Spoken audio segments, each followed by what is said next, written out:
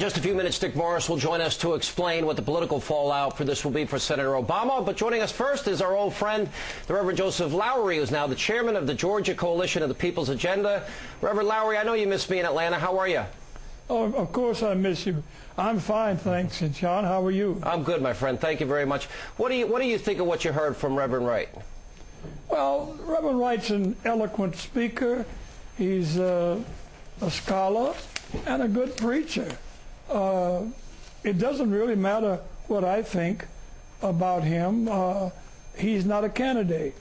I'm thinking about what the candidates have said and are saying and what they stand for and what they plan to do for this country should they be elected to the highest office in the land, indeed in the world. Yeah. So it really doesn't matter to me what Reverend Wright says. He has a right to dissent. He has a right to challenge the government. I don't think we've come in this country to the place where citizens can't dissent or challenge or criticize the government. Well, Reverend Larry, I think I know your heart and your spirit. I mean, you're a very brave, courageous man. You're a strong Christian, a man of faith. I have a lot of respect for you. I got to know you when I was in Atlanta. Maynard Jackson, Andrew Young, Hosea Williams, you guys showed more courage and did more good to make this country better along racial lines. You know I have a lot of respect. I can't imagine ever, hearing you as a reverend say GD America or the U.S. KKK of A or, attacking America the way he has. Certainly you've got to understand why people are concerned, no? Yeah, but he didn't say that last night, nor yesterday, nor the night before. That was a long, long years ago. No, I don't know why we keep bringing that up. It's been years ago since he said it. Obama has addressed it and distanced himself from it. So why do you keep bringing it up, Sean? Well, first of all, he suggested today that he thinks the United States may have created the AIDS virus. You don't think that's a little over the top? Well, it could be, but when you look at what happened in the syphilis experiment, Sean, you have to wonder. That was a terrible thing we did to those people. Letting them suffer and watching them as though they're some kind of guinea pigs or experimental rats. That was a terrible thing the government did.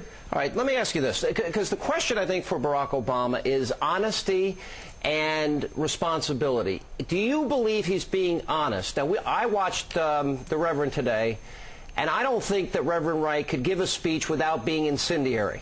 Do you really believe that Barack Obama didn't hear this in his pastor before? And should he have cut ties, considering the associations with people like Louis Farrakhan and others?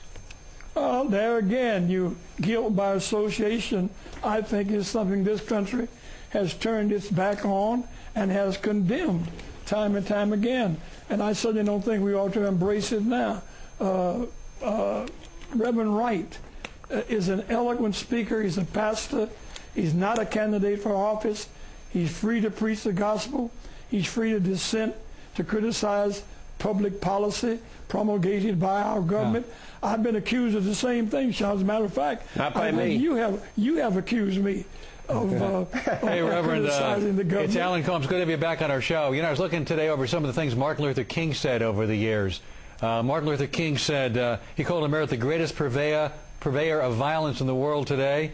He said, we have committed more crimes than any other nation in the world. He said the vast majority of white Americans are racist, either consciously or unconsciously. If they had the internet at the time they created a Martin Luther King Day, somebody would have gone back and found that stuff, and I wonder if there'd ever be a Martin Luther King Day. Well, that's a good question.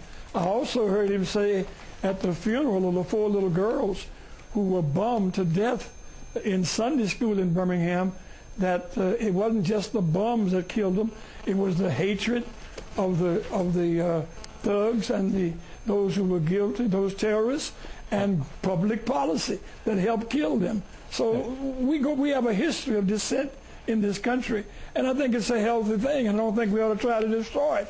But Jeremiah Wright is not running for even city council, no dog catcher. And let's judge the candidates by what they say, what they stand for. Yes, I believe Barack Obama is honest. I believe he's telling the truth.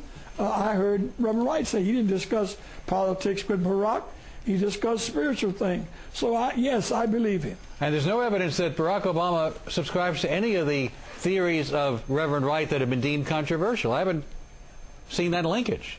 Have you? No, I haven't either. In fact, he distanced himself. He said he considered them offensive, as did millions of Americans, and he distanced himself from them. Now, that's no reflection on Reverend Wright nor Barack Obama. They're two distinct individuals and have to be evaluated from that perspective. I'm looking at Barack Obama with the hope and the change that he talks about. I'm looking at him being able to pull diverse groups of Americans together around a common goal to serve the common good. That's what I see in Barack Obama. And that's how we should be judged. Reverend, thank you so much for coming back on Hannity. Nice to see you, sir. Thanks for being with us tonight. Thank you.